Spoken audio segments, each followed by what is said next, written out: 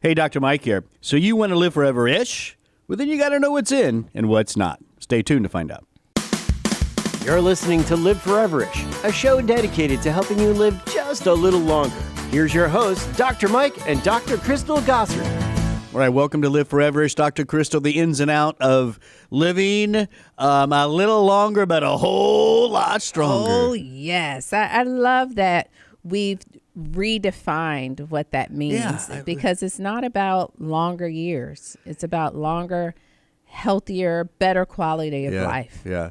You want a good, strong life to the last breath. Something. Is that good? No? You didn't like that one. Okay, we're going to just move on. I throw out things like that at Dr. Chris, see if they land, and most of them don't, so don't worry about it. Okay, so let's get into number one. This is what you want to do to live forever-ish. I love it right off the bat, pomegranate. Yes, we talked about pomegranate last month. Yeah. Because, you know, the in and out, that's the first episode of every month.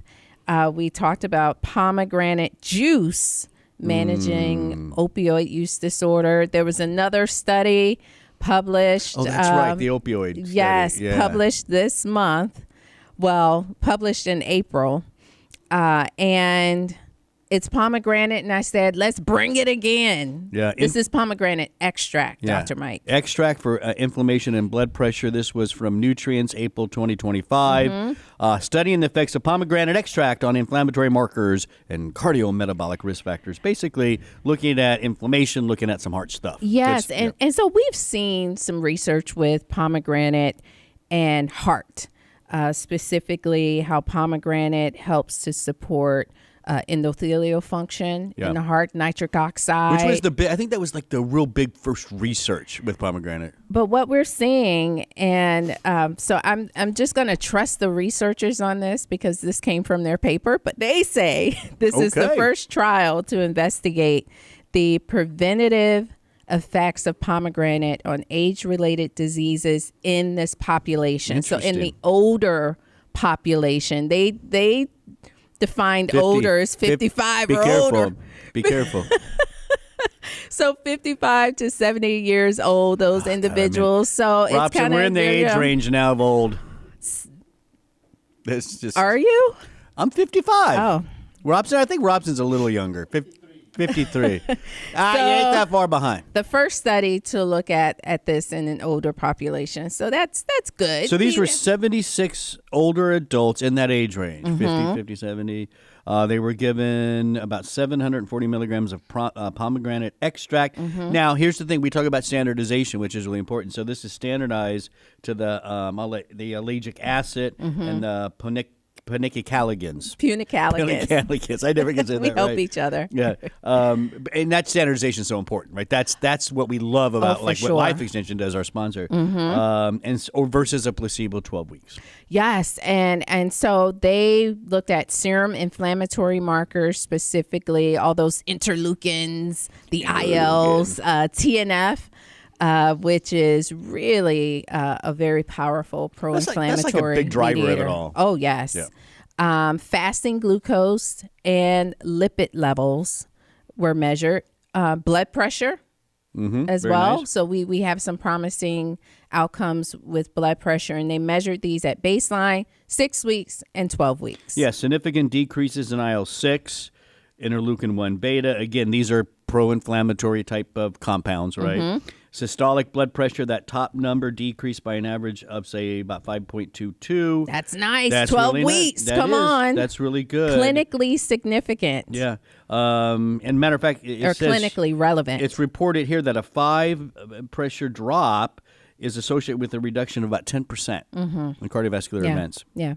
And just to speak for the diastolic, that lower number, it did, there were decreases, trended towards being statistically significant, but didn't quite make it. But still, it did drop maybe a little bit. Okay, very good. So, hey, pomegranate. Pomegranate extract. Yeah, it's fantastic. It's one of those ancient fruits. Oh, I thought, okay. What do you think I was going to say? I don't know. Never mind.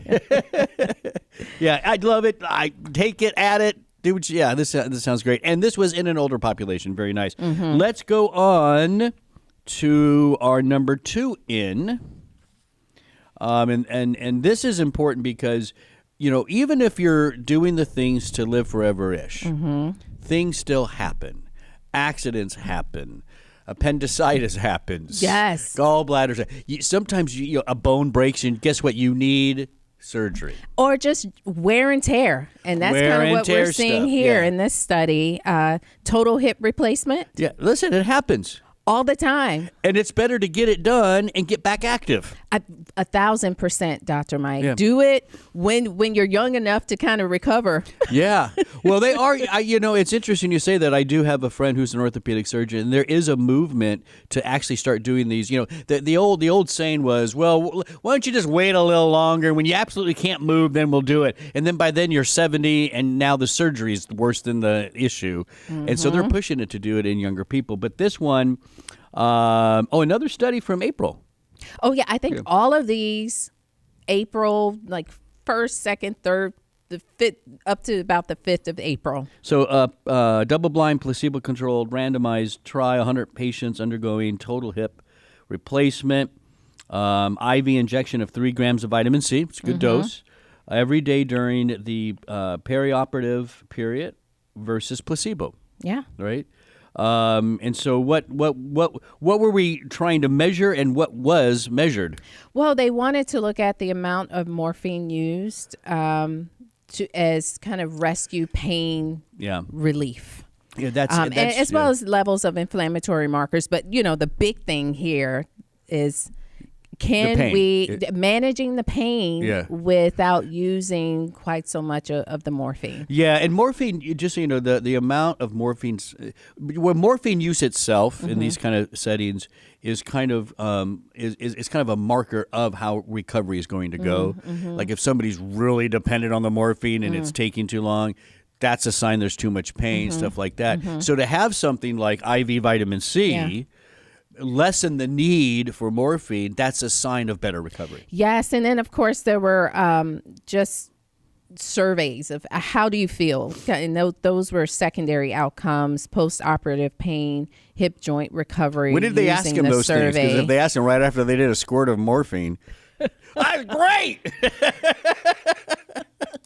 Well, they're asking the groups with and without the morphine. With and without the vitamin C. So they're all getting some morphine. I'm just having some fun. But listen, in the vitamin C group, the subcutaneous morphine injection dose was considerably lower.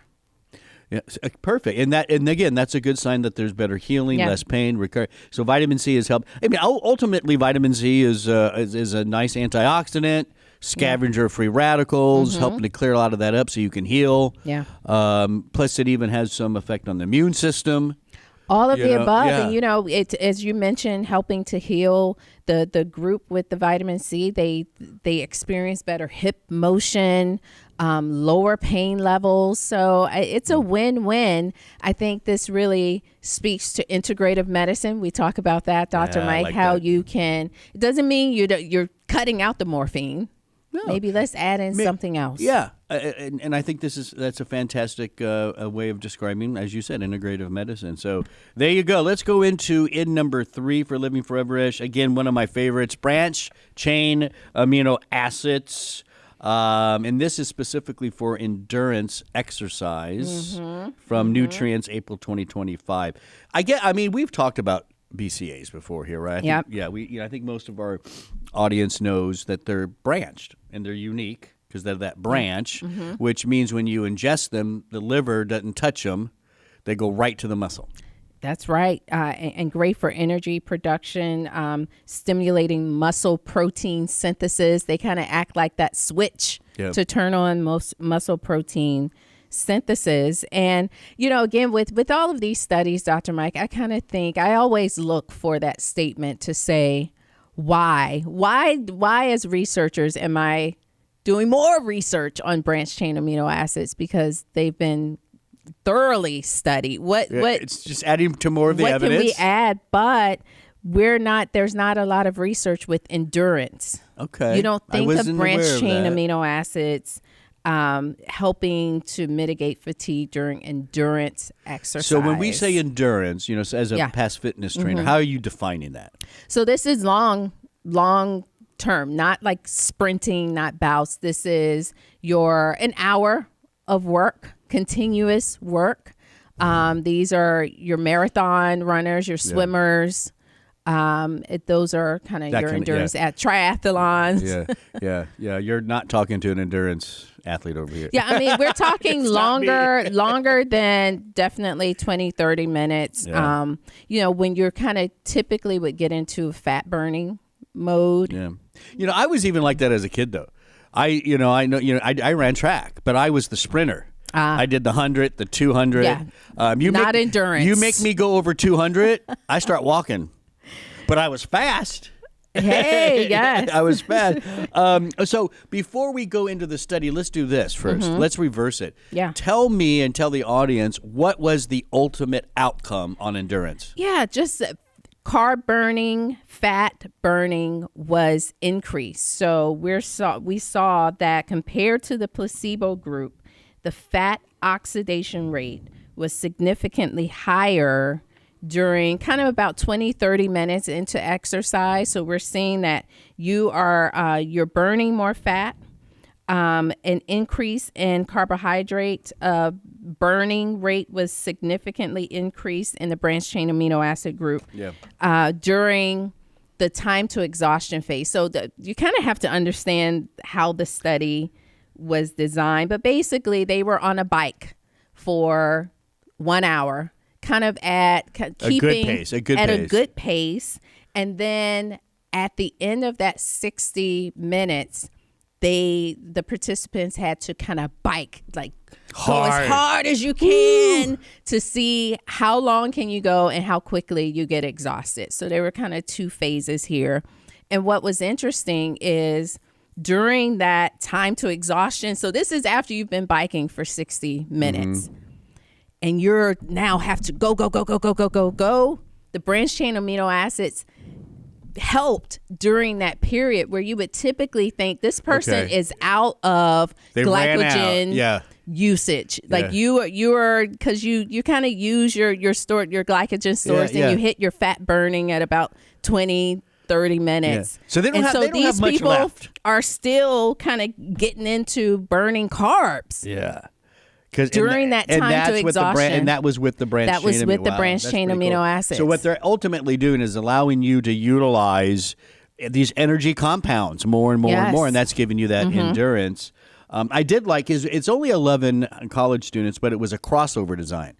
Which make just so people know that you half the time you're on the branched chain and then the other half you're not. You're kind of your own placebo, right? And that adds more credibility to these small studies. Absolutely, and they were active males. Yeah, that could perform. Well, I would assume so.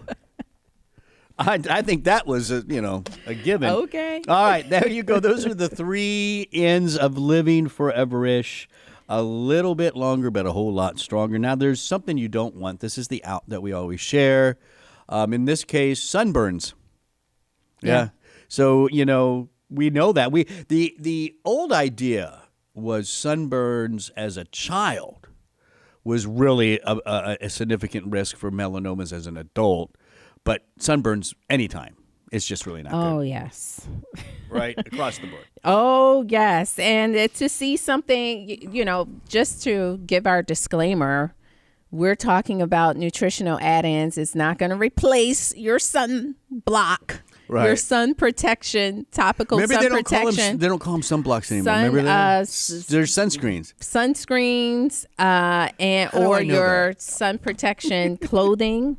Well, we did. We did a show. 4 shows. Yeah, we did a whole series. I think last year or 2 years ago. I think one of the first summer? shows we did ever in our live show was where we showed people the shot glass and the amount of sunscreen you're supposed to actually use. Okay, well, why are we talking about it now? Well, our good old friend Polypodium leucotomos. Yes. The fern extract is back again, Dr. Mike. Interesting little history. Can I say it real quick? Sure. So this fern it's a desert fern, and it was noticed that, even believe it or not, deserts do get rain, and that rain also usually can sustain enough of the plants and all that kind of stuff. But even certain dry seasons, most of those plants really wither, they brown, and they're waiting for that one little rain, whatever. But Polypodium stays green. Oh. It stays green. So it has something it can do with water, but it stays green, they felt, because it had so much UV protection. Well, we're seeing it combined with some other nutrients, red orange extract, which we really like. So this was kind of a combination. There was some vitamin A, a little vitamin C, about 80 milligrams, a tiny little amount of vitamin D, and some vitamin E. So this combination was given to individuals 8 weeks. And they looked at the minimum amount of UV radiation that will cause the skin to kind of get red. So that was one parameter. They also investigated pigment changes. Like if you take these internal sun protection nutrients, do you tan or not? Because people sometimes don't want to take them because they want the tan. Because they want some color. They're just trying not to sunburn. Yeah, exactly. So we looked at, those parameters along with a couple other, and they, we can get straight to the results. Yeah. But it took longer for the participants to turn red. Right. So there was an increase in that time frame. There was no change in tanning. So they were able to tan. Very still good. able to tan. Overall, good sun protection. Yeah, I love it. And it's pills. Keep that in mind, right? We're talking about it's pill form. So you take it. What is? I think it's a couple hours before you go out. Is that the participants? I'm trying to remember here how. I remember something about 2 hours. How it was administered. Usually, now I'm trying to think back. Well, you would want to plan, right? So if you're planning a day on the beach, yes, you probably want to take it a little before you get out there. Right. But I've seen research, Dr. Mike, a while back where even if you weren't prepared, you can take it after. And it just helps with just some of the post-inflammatory DNA damage stuff. That you deal with when you've had a little too much sun. So enhancing UV tolerance. Yeah. See, I love it when we give the out, but we give a solution for it. Mm-hmm. That's nice. Polypodium for sunburns. Don't burn your skin. It's your largest organ. You need it. You need it the whole time you're living. Well, what's nice about this, Dr. Mike, is, and we just the kids are out for the holiday, the Easter break. Mm-hmm. So they were in the pool for 4 hours last Friday. Going crazy. During the day. Woo-hoo. I'm working. Trying to work. Looking out the window. Trying to be a lifeguard at the same time. And so you apply the sunscreen, but you're supposed to apply it 2 hours later, or what is it, 80 minutes? Yeah, every 2 hours or something like that. Yeah. Maybe even more if you're in the water. Yeah. Most people don't reapply. So it's kind of, that's why you have to kind of come at it from many angles. I remember the picture of your son years and years ago when you took a picture of you guys at the beach or something. He had so much sunscreen on him. And he's at the age now where he's getting self-conscious about that. So parents, I don't know. If you have any tips, share it. There you go. 3 ins in and out for Living Foreverish. Don't forget, you go to liveforeverish.com. Tons of other episodes that you can download. Like, share, comment, review, and subscribe so you never miss a show. And our sponsor, lifeextension.com. You can see it right there if you're on YouTube. If you go over there, you can use the discount code podcast for 10% off $50 or more plus free shipping and handling. They want to say thank you. Yeah. Thank you. For supporting us, listening, learning. Go check it out. I'm Dr. Mike. That's Dr. Crystal. Thanks for listening.